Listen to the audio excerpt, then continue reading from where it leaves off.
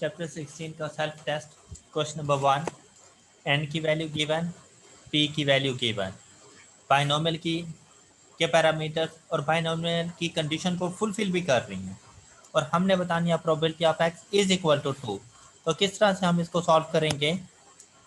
5c2 multiplied by 0.2 raise to power 2 multiplied by 0.8 raise to power 3। Clear? Yes yes sir. Yes sir. तो इसका answer क्या आता है? क्या? Self test 04 yes sir, B option है। 0.2048 2048 B option. Clear? Yes sir. अब आपसे next yes question बिल्कुल वही क्वेश्चन सेम है, सिर्फ प्रोबेबिलिटी को चेंज किया और कहता है probability of x greater than 3 बताना है। तो ग्रेटर देन 3 से क्या मुराद है? X is equal to 4 and 01 five. Sorry sir 45 4 and 5। तो क्या लिखेंगे इसे? 5c4 multiplied yes by sir. 0.2 raise to power 4 multiplied by 0.8 raise to power 1 plus 5c5 multiplied by 0.2 raise to power 5। जल्दी से बताएं इसका आंसर।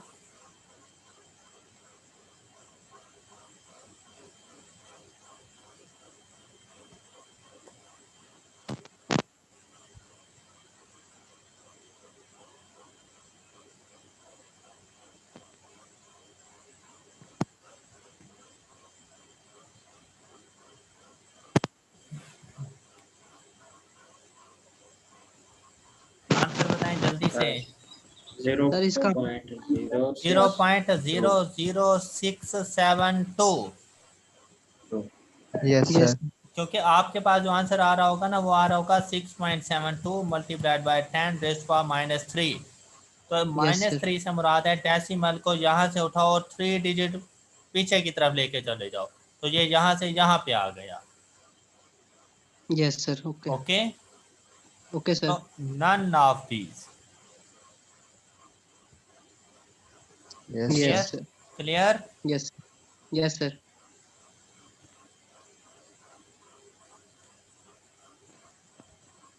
और इन्होंने ना यहाँ पे ग्रेटर देन 3 कह के ना सी को शायद टिक किया है और वो सिर्फ 4 की प्रोबेबिलिटी बता दी है, हालांकि 5 भी शामिल होना था इसमें। यस तो सर। ये मिस्टेक है इस क्वेश्चन में। If mean of binomial distribution is 1, Q की वैल्यू 0.9, तो पी की क्या वैल्यू होगी? 1 - 0 0.02 0.0। एन की वैल्यू बतानी है तो बहुत मुश्किल काम हो गया है। No sir. 0.02 n is equal to 1। तो n is equal to 1 over 0.02 50। Yes sir yes 50 next ऐसे ही है, आपको क्या मीन बता दिया 1 है, वेरियंस इज 0.98 और हमने p बताना है। तो मीन की value N P is equal to 1, N P Q is equal to 0.9 0.98। N P की जगह पे यस 1 आ जाएगा। 1 क्यू मतलब क्यू इज इक्वल टू 0.98। आपसे पी पूछा है तो वो 0.02। Yes sir yes same question 16.5 Q पूछ लिया तो 0.98। Yes yes sir. Sir N की वैल्यू पी की वैल्यू, तो मीन की क्या वैल्यू बनेगी? 9 9। तो वेरियंस की क्या वैल्यू बनेगी?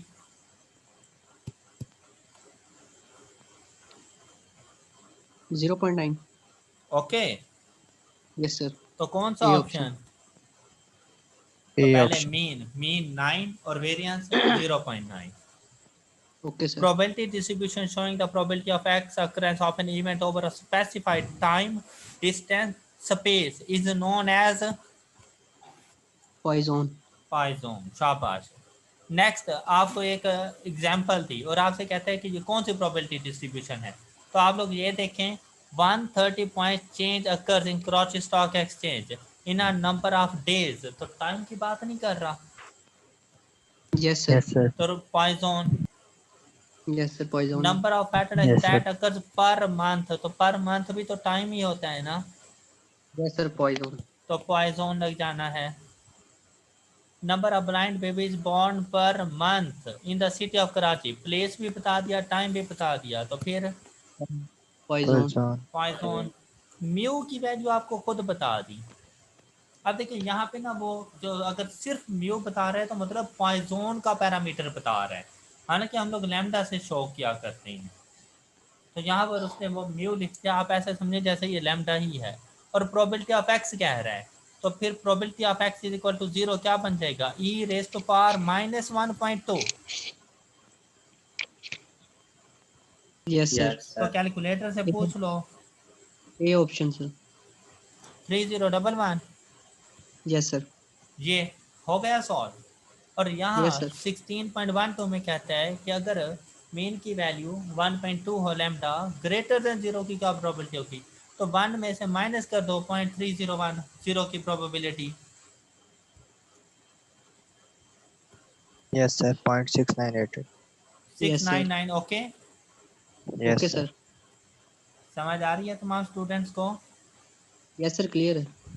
जी, नेक्स्ट Yes, में sir. पॉइजन के लिए आपसे कहता है -4.5 और वैल्यू भी बता दी। कहता है मीन ऑफ पॉइजन डिस्ट्रीब्यूशन, तो बेटा ये ई की जो पावर में नेगेटिव साइन के साथ ये मीन की वैल्यू होती है, तो मीन की वैल्यू Yes, क्या yes, बन sir. गई है। 4.5. 4.5. और अगर वेरिएंस पूछता इधर, तो फिर Sir, variance भी यही है. Sir, equal वेरिएंस भी होती है, यही है। same. और अगर स्टैंडर्ड डेविएशन पूछता तो फिर 100 Under. शाबाश, ऐसा ही है। ओके, सबको क्लियर है ना? Yes, sir. Yes, sir. अच्छा, अब आपको ये वाली वैल्यू बता दी, कहता है probability of X is equal to 0, तो भाई इसी के ही इक्वल है।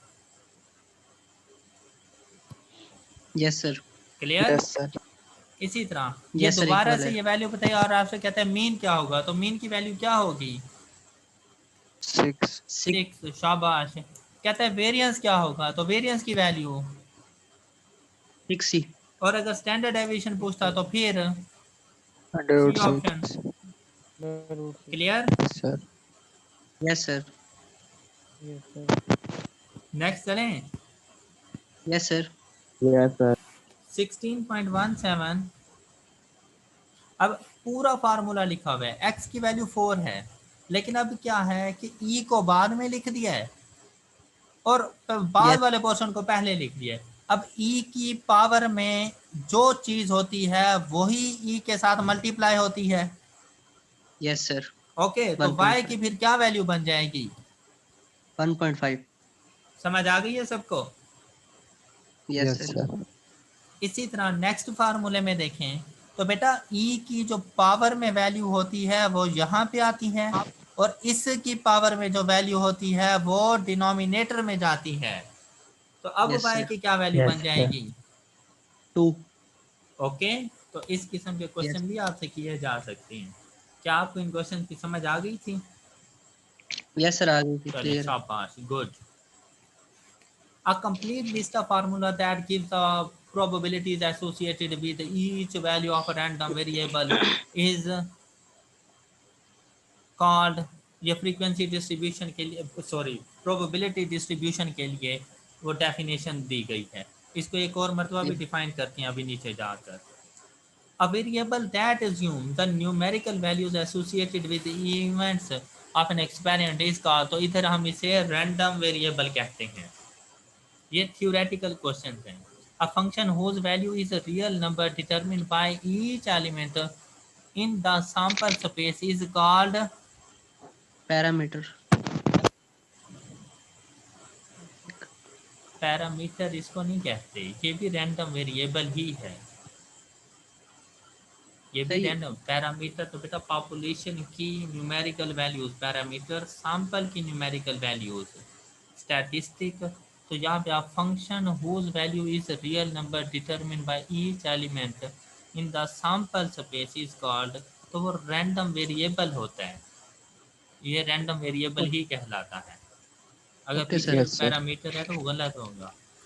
A table or formula listing all possible values that a random variable can take on, along with the associated probabilities, तो ये क्या कहलाती हैं? प्रोबेबिलिटी। हालांकि प्रोबेबिलिटी डिस्ट्रीब्यूशन की ये ज़्यादा अच्छी डेफिनेशन है 22 वाली, 21 19 की निस्बत ना ये वाली ज़्यादा अच्छी डेफिनेशन है 22 वाली। Okay, Okay, sir. if x is a random variable belonging to a continuous probability distribution से क्या मुराद है? Normal. probability Normal distribution। Okay, Okay, sir. Yes, sir. तो फिर probability of x is equal to constant क्या आएगी? 0. Equal Zero. To 0, less than या more than नहीं, इक्वल टू। बताई थी ना ये बात। Yes, sir. अच्छा, ये किस चीज का फार्मूला है? किस चीज का फार्मूला है? Expected number. और एक्सपेक्टेड नंबर को क्या कहते हैं? Mean. Minus expected mean. तो number. बी ऑप्शन क्लियर है सबको? Yes, sir.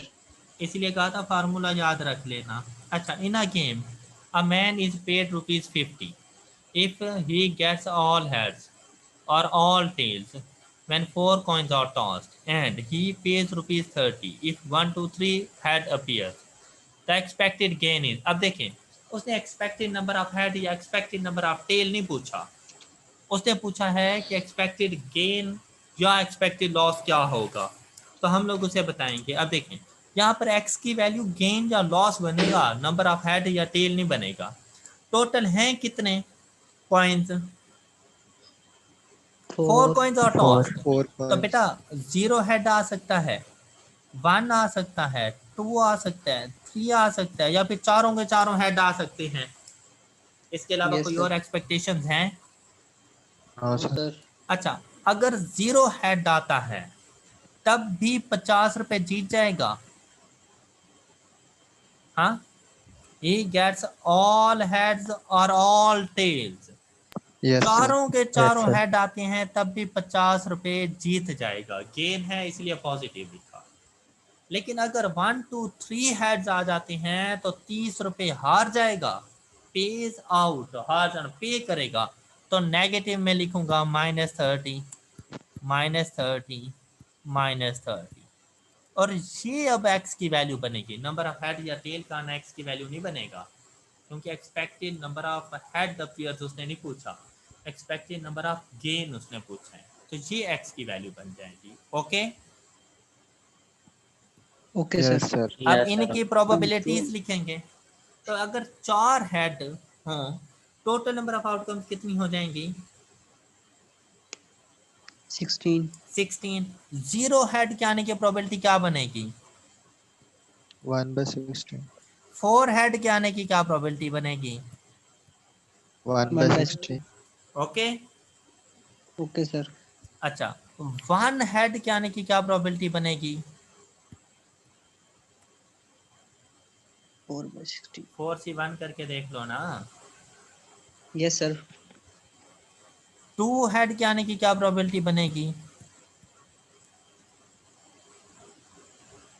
एक्सपेक्टेड नंबर का क्वेश्चन है ये। 6 है सर। 3 हेड के आने की क्या प्रोबेबिलिटी बनेगी? तो आप देख लो, प्रोबेबिलिटीज का सम इज इक्वल टू 1 है। Yes, sir. अब ऐसे तो एक्स पी ऑफ एक्स करके सम कर लो, अदरवाइज कैलकुलेटर को बता के मीन की वैल्यू फाइंड कर लो, तब भी आपके पास एक्सपेक्टेड गेन या लॉस आ जाएगा। तो इसका आंसर आता है लॉस ऑफ ₹20। ओके बच्चों, Yes, sir. यही आ रहा है। क्वेश्चन की समझ आ चुकी है तमाम स्टूडेंट्स को? Yes, sir. क्या? सर ये एंड पे -20 कैसे है? एंड पे -50 तो मैंने कहीं नहीं लिखा। -20.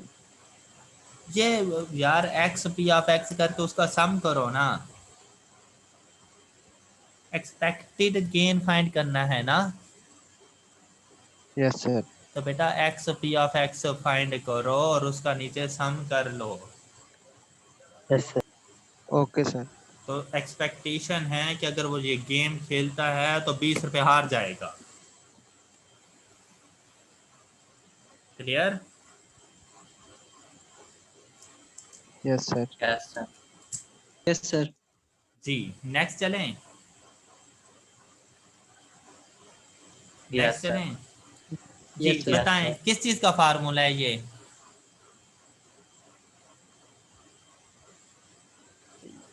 किस चीज़ का फार्मूला है?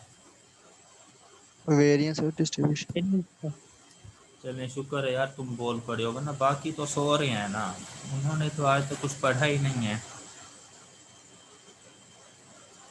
रैंडम वेरिएबल बता दिया, उनकी प्रोबेबिलिटीज भी बता दी, और आपसे कहते हैं मीन ऑफ डिस्ट्रीब्यूशन। कैलकुलेटर को बताओ और मीन की वैल्यू फाइंड करो, जल्दी करो।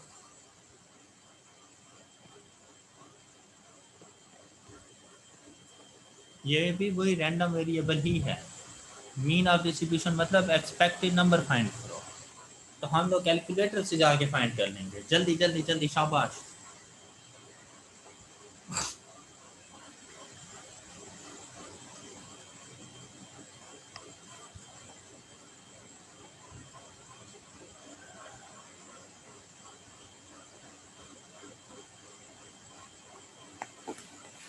जल्दी करें। सर 0.61। 0 हो गया मीन की वैल्यू, बस इतना सा ये क्वेश्चन था। और अगर इसी का स्टैंडर्ड डेविएशन आपसे पूछ लिया जाए या आपसे वेरिएंस पूछ लिया जाए तो ज़रा फाइंड करना। पहले स्टैंडर्ड डेविएशन मुझे बताओ क्या आता है?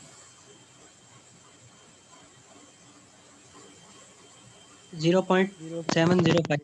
अच्छा ये अब उसने स्टैंडर्ड डेविएशन पूछा नहीं, उसने वेरिएंस पूछा है, तो इसका स्क्वायर ले लो। सर 0.4979। ओके हो गया ओके सर। जी। नेक्स्ट देखें 16.29, तो बेटा इसके लिए प्रोबेबिलिटी 0.4, इसके लिए प्रोबेबिलिटी 0.8। हाँ जी, और उसने एक्सपेक्टेड गेन पूछा है, और हमने कहा था एक्सपेक्टेड गेन या लॉस के लिए, एक्सपेक्टेशंस के लिए प्रोबेबिलिटीज का सम कितना होता है? 1। 1। यहाँ पे प्रोबेबिलिटीज का सम कितना है? 1.2। 1.2। तो फिर सी ऑप्शन सर। हाँ, can not determine due to wrong values of probabilities. Yes sir. Clear? आप लोगों ने कहीं यस। फाइंड तो नहीं कर लिया था? नो सर, ये ना बैक पर 800 दिया था, मैंने कहा हाँ ये तो 1 पर। तो इसीलिए आप लोगों ने फाइंड तो नहीं कर लिया कि भाई मैं तो 800 निकाल के ही दम लूंगा। नो सर, आंसर यही लगाया था। हाँ, तो अपने कॉन्सेप्ट्स के ऊपर रहना है आप लोगों ने। जी next, okay. if an experiment is repeated for n tries, each try results in outcome classified as success or failure with constant probabilities of success, tries are independent। तो ये किसकी कंडीशन थी? 4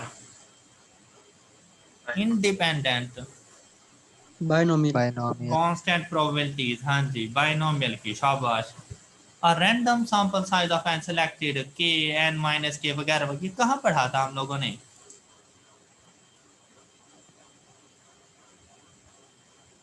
सही है, हाइपर में।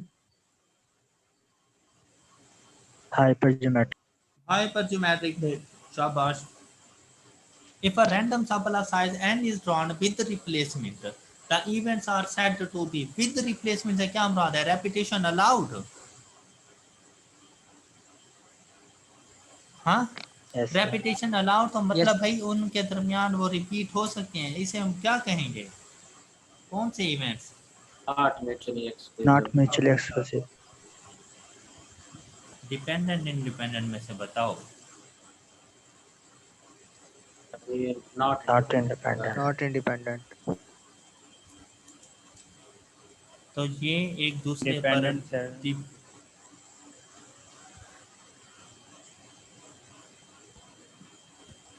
अब ये दोनों क्वेश्चन जो है ना 32 33, if a random sample size n is drawn, ऊपर है विद रिप्लेसमेंट और नीचे है विद आउट रिप्लेसमेंट। मतलब यहाँ पर है रेपिटिशन अलाउड और यहाँ पर है रेपिटिशन नॉट अलाउड। ऐसे ही है ना? The Yes, events sir. Are set to be. अब ये बताएं, जब हम लोग ताश के पत्ते कार्ड्स के साथ खेल रहे हों तो सेम कार्ड आ सकता है वापस? Yes, sir. No, sir. Same card आ सकता है No, sir. वापिस से? नहीं आ सकता, तो उसमें No, sir. Repetition not allowed होती है।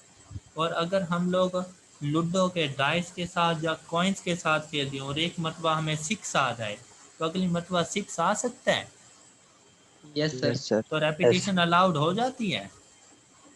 Yes, sir. Yes, sir. अच्छा अब बताएं, ये जो है डाइसिस का रोल करना, कॉइन्स का टॉस करना, ये कौन सा इवेंट होता है, डिपेंडेंट या Independent. इंडिपेंडेंट?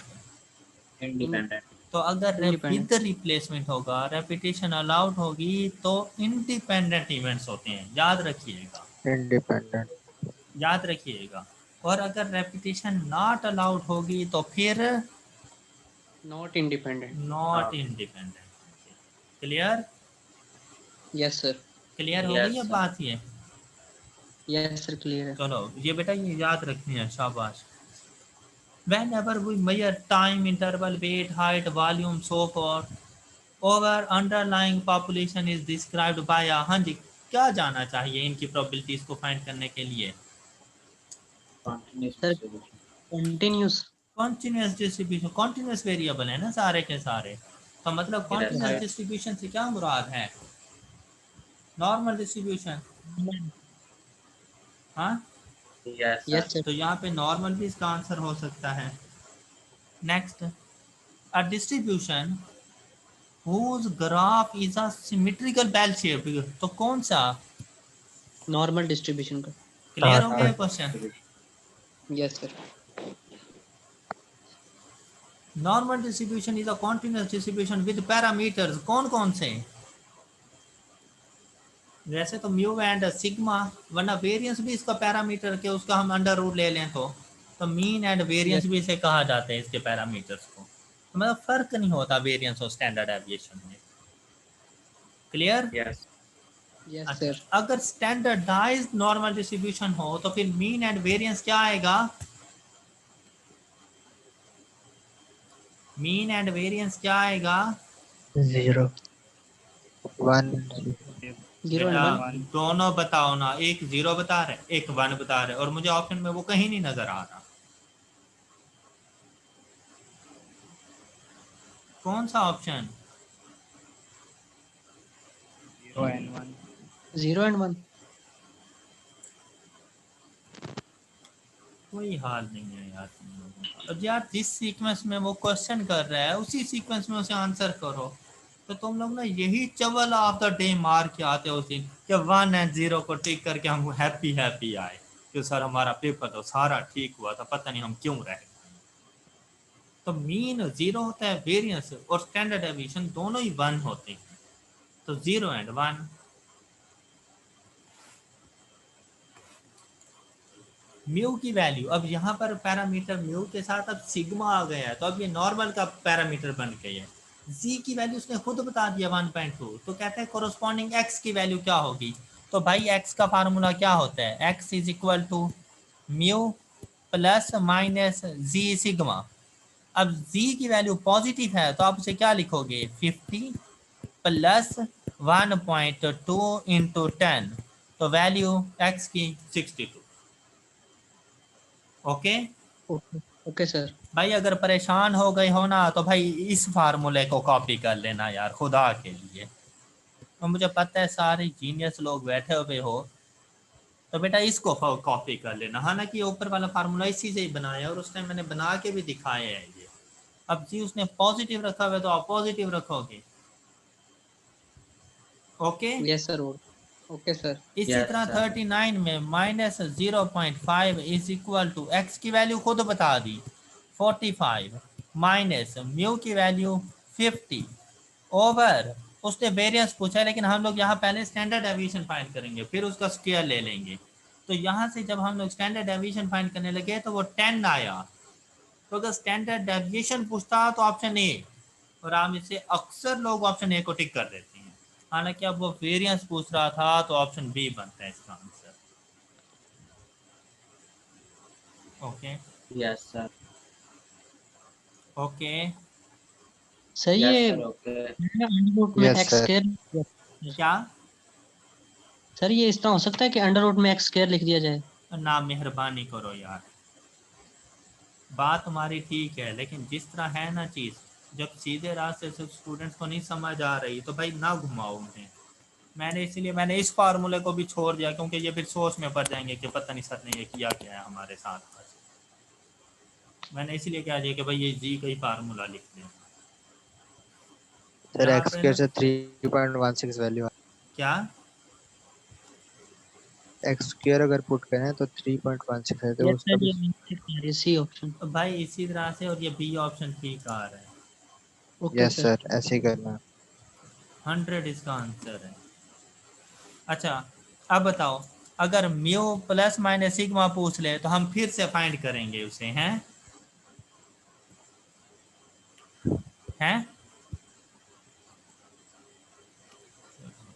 No sir. ये पता नहीं इनको याद किसकी सताने लग जाती है, ऐसे कोई मजनू बन जाते हैं ना उसकी याद में कि बस फिर कोई 68.26 सर। कोई भी बोलता रहे, हमें नहीं परवाह।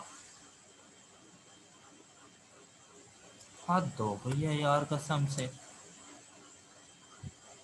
बता दिए ना ये 16.40 वाला। Yes sir.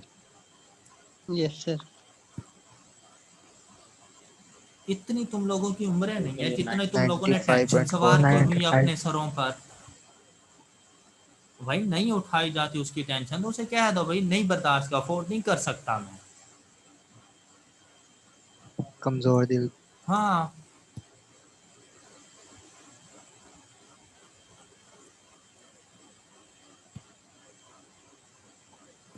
काम का उसे भी तंग किया हुआ होगा, खुद भी तंग हो जा रहे हो और बाकियों को भी किया हुआ है तुम लोगों ने। तो मजनू नहीं यस बनने की सर। जरूरत है, हम लोग को कोई तुम्हारे ऊपर हीर रांझा लैला मजनू इनके किस्से नहीं लिखने वाले। कि तुम्हें लगता है कि हमारा टीचर बाद में लिखेगा मेरी क्लास में पूरी क्लास ही मजनू हुआ करती थी, तो ऐसा कुछ नहीं है भाई, मैं कुछ नहीं लिखने वाला तुम्हारे बारे में।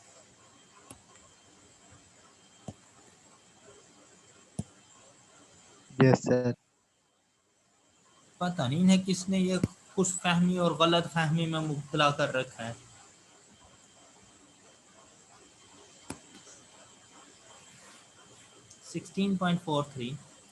On an examination the average grade से मुराद म्यू की वैल्यू बता दी, स्टैंडर्ड डेविएशन बता दिया। 7 कहते हैं 10% of the class are given is and the distribution of grade is follows normal distribution. भाई ऐसे क्वेश्चन हमने चैप्टर 12 में भी जाके किए थे, लेकिन वहां पे वो नॉर्मल डिस्ट्रीब्यूशन का नहीं बोल रहा था, तो हम लोग P90 जाके फाइंड कर लेते थे वहां पर। अब कहते हैं भाई नॉर्मल यस डिस्ट्रीब्यूशन के सर। मुताबिक जाके फाइंड करो।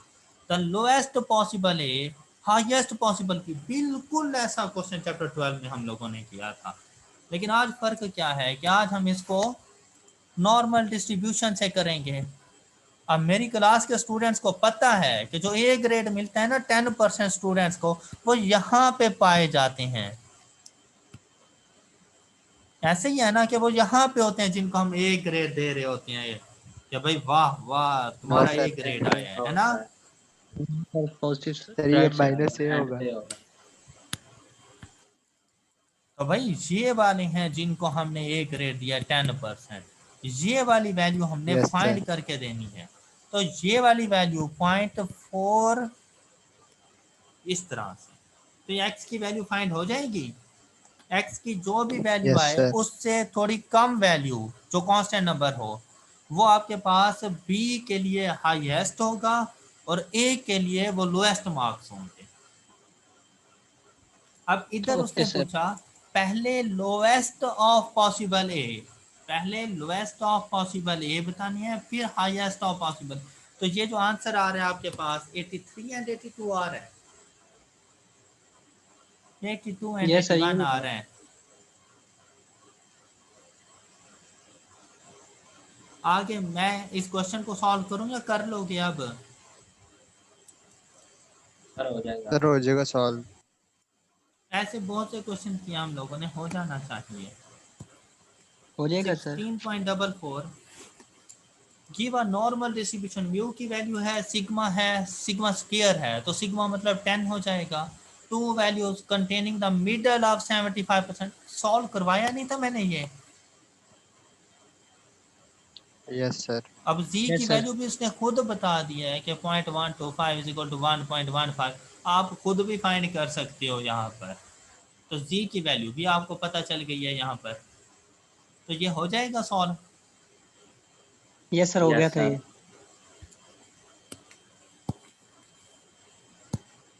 If a set of observation normally distributed, then the percentage of observation differs from mean by more than 1.3 sigma।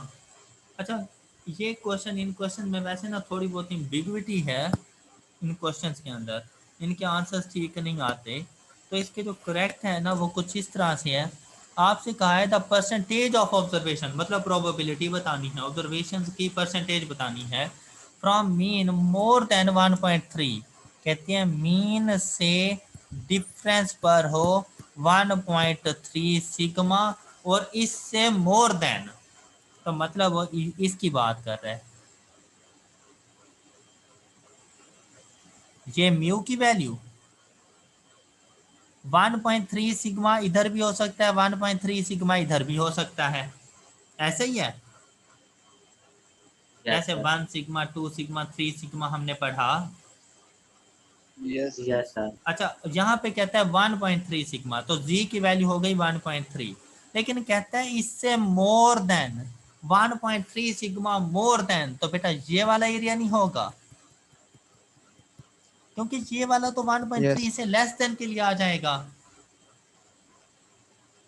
Yes, sir. तो Yes, sir. इसीलिए सिर्फ इसकी प्रोबेबिलिटी फाइंड करके देनी है। तो z 1.3 देखें क्या वैल्यू आती है।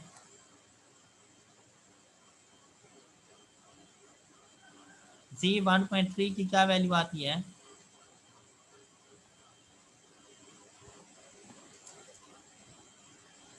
0.4032। 0.4032, तो ये वाली वैल्यू तो इस एरिया की है, ऐसे ही है। Yes, Yes, sir. sir. तो भाई ये वाला एरिया कितना होगा। Minus 0.0968. कितना। 0.0968. हाँ, तो 9.68%। कॉन्सेप्ट क्लियर हो Yes. गया। Yes, sir. Okay. अब नेक्स्ट वाला देखें तो वो भी बिल्कुल ऐसे ही है। अब 0.52 आया, ये म्यू, ये 0.52 सिग्मा, और इससे लेस देन की बात किया है, तो लेस देन तो ये वाला एरिया है। Yes, sir. ओके बेटा, ये 0.52 सिग्मा ये करेंगे, ये तो मोर देन हो जाएगा। Yes, sir. More than ये हो तो जाएगा। सिर्फ इस एरिया की प्रोबेबिलिटी, तो 0.52 चेक करो क्या प्रोबेबिलिटी आती है।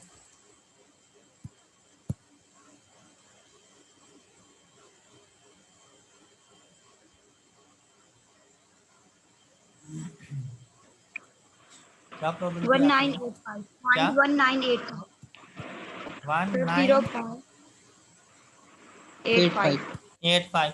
तो ये प्रोबेबिलिटी तो इस एरिया की है, तो लेस देन वाले की प्रोबेबिलिटी क्या हो जाएगी।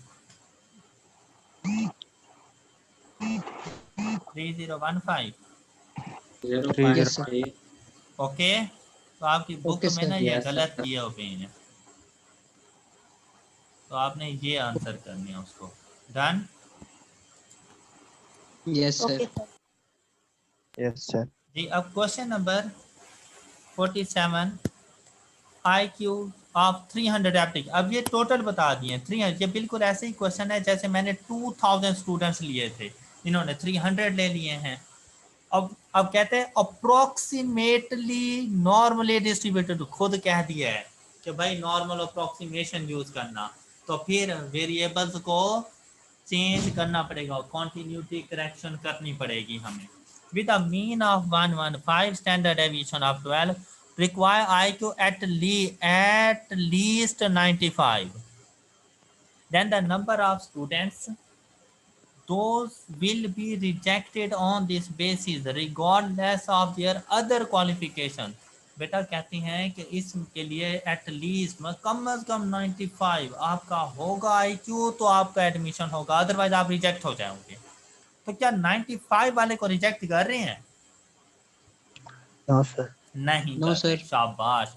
तो हम प्रोबेबिलिटी किसकी फाइंड करेंगे? Probability Greater than of equal to x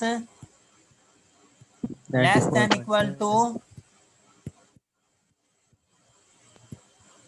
ठीक है sir. Okay, 94.5. Yes.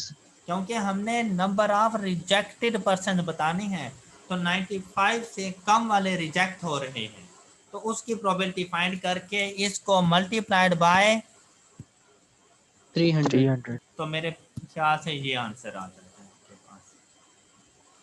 Clear Yes, sir. Clear. जी। Next, Z score by how many standard deviation and observation is?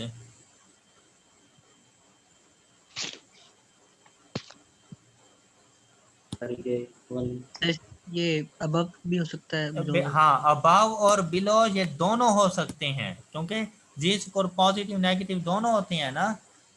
Yes, sir. हाँ, तो इसी तरह से Z minus two, then it is correct to say that observation is less than mean. हाँ Yes, जी, sir. सही बात है ना। Yes, sir. Less than mean होती लेस है। देन मीन, स्टैंडर्ड डेविएशन का इससे कोई ताल्लुक नहीं होता। जी नेक्स्ट, जी की वैल्यू, म्यू की वैल्यू, सिग्मा की वैल्यू, एक्स की वैल्यू फाइंड हो जाएगी। Yes, sir. चलें, good. Yes. If it is possible to compare two observations measured in completely different units by z-score because, हाँ जी, because standard score standardize normal variate नहीं कहा था इसको। Yes, sir. बेटा जी स्कोर Yes, को sir. Standardize normal variate नहीं कहा था, तो Yes, इसलिए sir. ये एक Okay. स्टैंडर्ड स्कोर होता है। इसी वजह से डिफरेंट यूनिट्स की वैल्यूज भी इसके साथ कंपेयर हो जाएंगी। Quantity which express the standard deviation as a percentage of mean is called, हाँ जी, क्या कहलाती है? सर, ये coefficient of variation। हाँ जी, स्टैंडर्ड डेविएशन और मीन, तो coefficient of variation. All clear?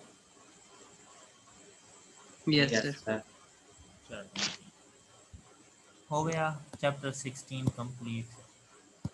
Yes, sir.